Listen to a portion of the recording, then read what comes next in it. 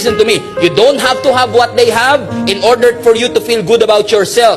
Hindi mo kailangan makuha ang meron sila para gumaang at maging confident ka sa sarili mo, mga kapatid, because you have to stay on your lane. If you want to be happy, stay in your lane. If you want to be happy, stay focused on what God has for you. Why? They have something that you don't have, but you have something that they don't have. That's the reality of it. Naiinggit ka sa kanila kasi wala ka nun, pero naiinggit din sila sa'yo kasi meron ka na wala sila. Nag-iinggitan lang tayo. Naiinggit ka sa bahay nila, hindi mo alam yung nangyayari sa loob ng bahay nila.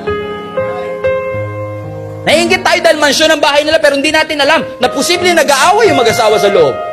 And you have a good relationship, you don't have a good house, but you have a great home. And sometimes we are envy at their house, and we forget and ungrateful about our home. Wala ka mang iPhone 11, wala ka mang Note 9, may pagkain ka sa iyong table, may blessing ka sa iyong buhay. Watch me, you have blessings in your life, may pagpapala ang Diyos sa buhay mo, and you have to recognize what you have.